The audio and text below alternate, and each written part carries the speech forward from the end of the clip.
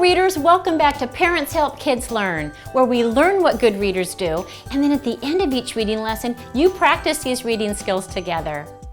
Today, we're going to learn another reading skill that good readers use.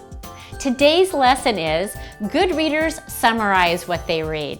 Let me repeat that because this is our lesson today. Good readers summarize what they read.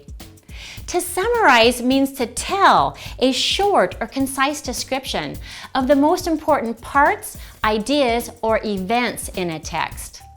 Let me repeat that because this is important. To summarize means to tell a short or concise description of the most important parts, ideas, or events in a text. You can summarize fiction and nonfiction texts. When summarizing a fictional story, focus on the events, the problems, and so forth, and tell the most important parts in order. Let's practice summarizing part of a fictional story that I think you'll already be familiar with. This traditional folktale is the story of a little girl and a family of 3 bears. What is the title of this story? Let's say it together. The title of this story is Goldilocks and the 3 Bears. First, let's focus on the main characters. Who were the main characters in the story Goldilocks and the 3 Bears? Let's say it together. The main characters are Goldilocks, Papa Bear, Mama Bear, and Baby Bear.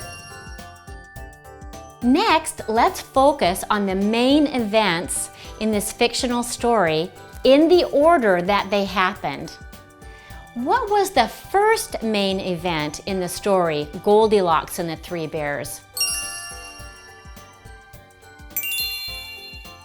Maybe you said something like this. The 3 bears took a walk in the woods while their breakfast porridge cooled. What was the second main event in this story? Maybe you said something like this.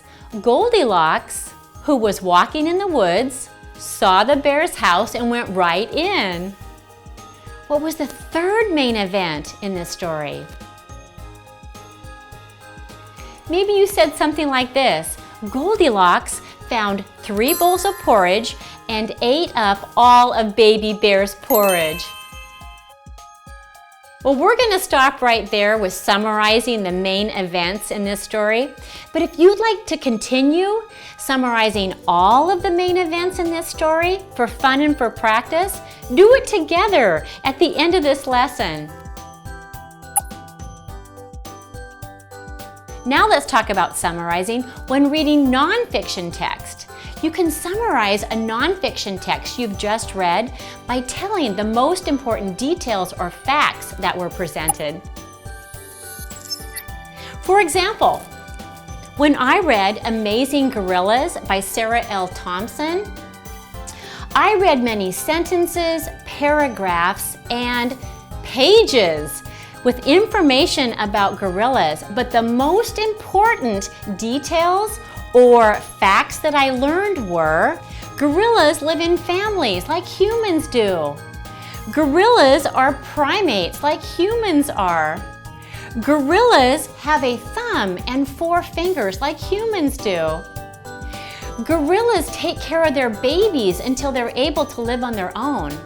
Gorillas eat leaves and fruit, and sometimes they eat insects or flowers.